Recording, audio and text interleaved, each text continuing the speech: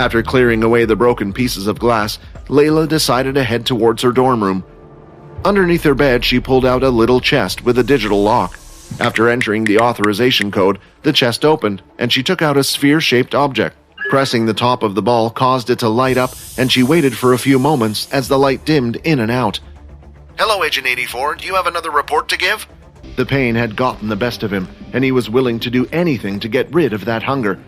As Fex saw the ghoul leap out from the forest, he prepared himself by getting into a fighting stance. Then, at the right moment, Fex lifted his head off the ground and swung it outward like a whip, hitting Peter right in the center of his body. However, nearly instantly, Peter was standing up once again.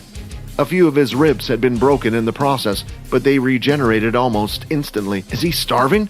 Now, who would be stupid enough to turn someone and not have everything prepared beforehand? Fex thought, not knowing how Peter came to be a ghoul. The more times it would heal itself, the more energy it would use.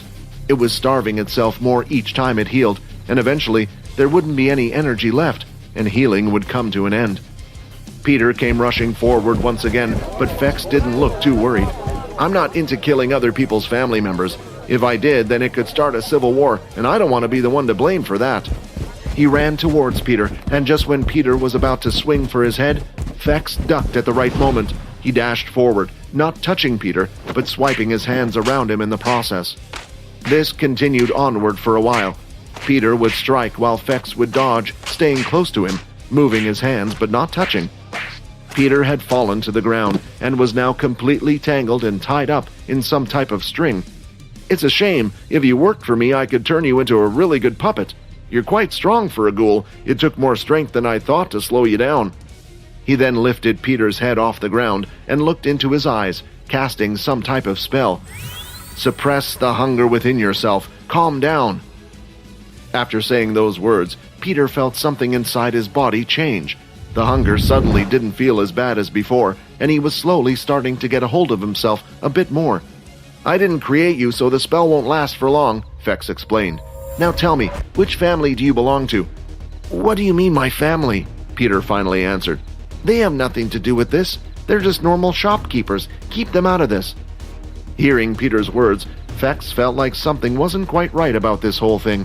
However, he didn't have long to think about it. When suddenly out from the side, a big line of red blood was shot out, but what was most surprising to Fex was the fact that he recognized the attack. It was a blood attack that only other vampires could use. As Peter looked up, he didn't even recognize the figure standing in front of him. But of course, it was Quinn in his new suit. While moving closer to the mysterious figure, Fex made sure not to make any sudden movements. "Hey, I know you might just be trying to save this." Fex then looked at Peter, who was lying on the floor between them. "Human, I guess. But I think you don't understand. I've tied him up for your and everybody else's safety." As he got closer, Fex started to notice something, or rather, the absence of something. "Where's his scent? I'm not smelling anything from him," he thought. Want to watch more episodes of my vampire system? Follow Pocket FM Fantasy Chronicles. You can watch the next episode here in the playlist.